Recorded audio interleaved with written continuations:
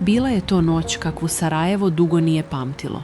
Zmajevi su pobijedili, plasirali se u nokaut fazu svjetskog prvenstva 2026. i cijela zemlja je, u trenucima od finalnog zvižduka, izašla na ulice. Historijski uspjeh bosansko-hercegovačke reprezentacije, o kojemu su mnogi navijači sanjali godinama, konačno je bio stvarnost. Taj plasman nije bio samo sportski rezultat za mnoge koji su ga pratili, bio je potvrda da postoje razlozi za ponos i radost i u vremenima koja to ne olakšavaju uvijek. U Novom Gradu, u centru, u Baščaršiji, svuda jednaki prizori. Trube su trubile, zastave vijorile, a neznanci su se grlili na trotoarima kao da su oduvijek bili porodica. Jedna od onih rijetkih noći kada se odlaže sve teško, sve dnevne brige i zamor od svakodnevice i kada se slavi samo to što si živ, što si zdrav i što si Bosanac. Za mnoge je to bila najpamtljivija noć u godinama, za neke možda i u decenijama. Dino Hamzić, 21-godišnjak iz Sarajeva, izašao je te noći zajedno sa najboljim prijateljem, fudbaler, dobar momak koji je znao svakoga u kvartu, nasmijan, spreman da se zaustavi i popriča bez posebnog razloga. Onakav kakvog svi vole imati u društvu, onakav za čijom prisutnošću odmah primijetite odsutnost. Ispred njega je bila cijela noć, a ispred njega je bio cijeli život. Ali ta noć nije završila onako kako je Dino sanjao. Bilo je oko 12:30 ujutro, 25. juna 2026. Ulice općine Novi Grad, u blizini zgrade radiotelevizije Bosne i Hercegovine, još uvijek nisu mirovale.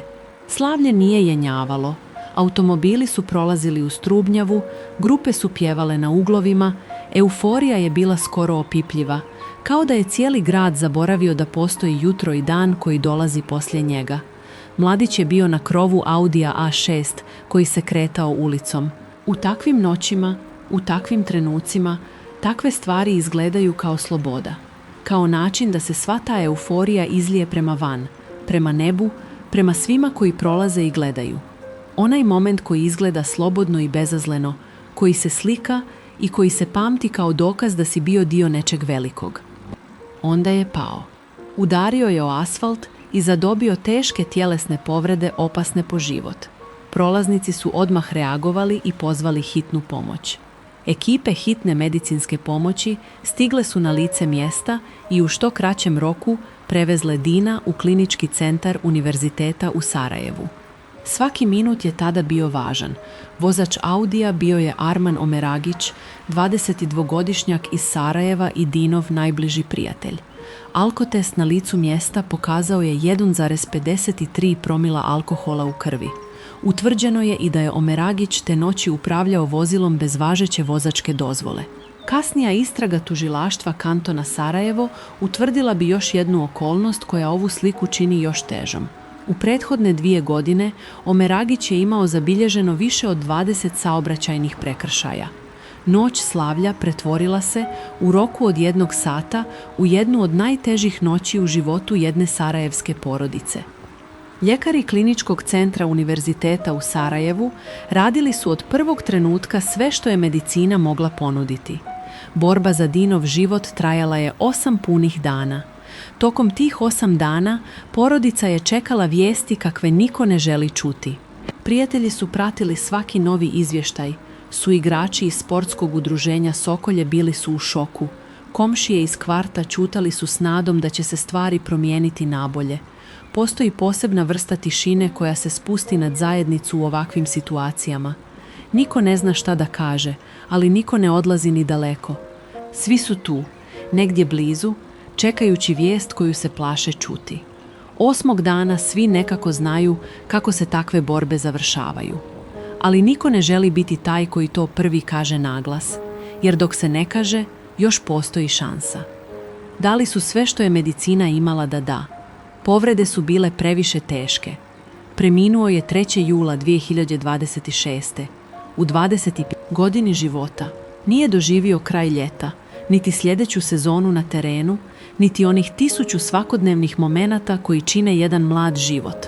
nije doživio ništa od svega onoga što se u toj dobi planira tiho i lakoumno, s onom nesvjesnom smjelošću s kojom mladi planiraju budućnost, kao da je život beskonačan i kao da nam ništa ne može ići prema dnu. Vijest je objavljena 4. jula 2026. i udarila je Sarajevo kao novi talas boli. Onaj isti grad koji je 9 dana ranije proslavio historijski uspjeh zagrljajima, pjesmom i trubama na ulicama, sada je ćutao na sasvim drugačiji način. Uhapšen je neposredno nakon nesreće, već te iste noći. Arman Omeragić tereti se za teška krivična djela protiv sigurnosti javnog saobraćaja, konkretno za ugrožavanje javnog saobraćaja i ugrožavanje javnog saobraćaja zbog omamljenosti. Tužilaštvo je predložilo jednomjesečni pritvor, navodeći da postoji opasnost od ponavljanja krivičnog djela. Općinski sud u Sarajevu taj prijedlog je odbio. Omeragić se brani sa slobode uz izrečene mjere zabrane, što je u izjavi za medije potvrdio i njegov advokat Omar Mehmed Bašić. Mnogi koji su pratili slučaj teško su prihvatili tu odluku. Na jednoj strani stoji mladić koji je izgubio život, a na drugoj osumnjičeni koji čeka suđenje van pritvora. Između njih dvojice bila je jedna noć slavlja i prijateljstvo od kojeg je ostala samo tišina. Postupak je u toku. Istraga još traje. Tačna pravna odgovornost utvrdit će se pred sudom, ali činjenice koje su već utvrđene govore same za sebe. Alkotest je pokazao alkohol daleko iznad zakonske granice. Omeragić je vozio bez važeće vozačke dozvole, a u prethodne 2 godine na njegovo ime zabilježeno je više od 20 saobraćajnih prekršaja. Svaka od tih okolnosti, sama po sebi, bila bi razlog za ozbiljnu zabrinutost. Zajedno, te noći, postale su nešto nepopravljivo. Jedna porodica sada živi s tim i živjet će s tim godinama koje dolaze. Sportsko udruženje Sokolje, klub u čijim bojama je igrao, objavilo je poruku koja je danima kružila društvenim mrežama. Opisali su Dinu Hamzića kao talentovanog fudbalera koji je ostavio trag na terenu, a još dublji trag u srcima svih koji su ga poznavali.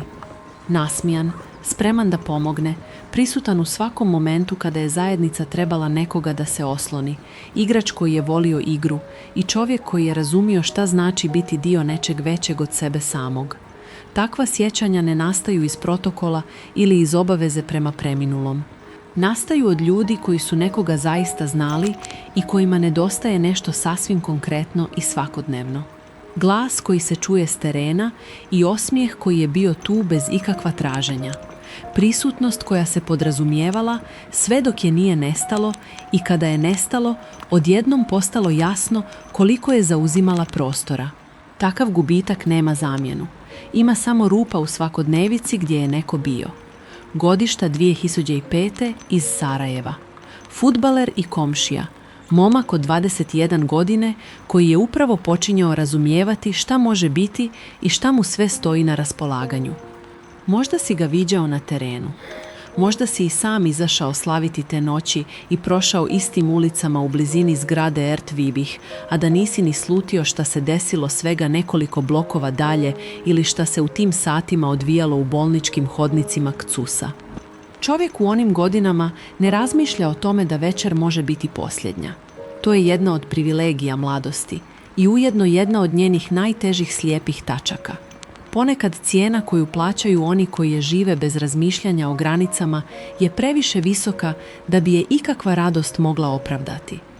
Ova priča nije samo crna hronika, nije samo još jedan broj u godišnjoj statistici saobraćajnih nesreća u Bosni i Hercegovini koji se zaboravi do sljedeće sedmice. Ovo je priča o Dinu Hamziću, 21-godišnjaku iz Sarajeva, koji je izašao proslaviti istorijsku noć za svoju reprezentaciju i koji se nikad nije vratio kući. Priča o kombinaciji okolnosti koje su se jedne noći slavlja složile na najgori mogući način.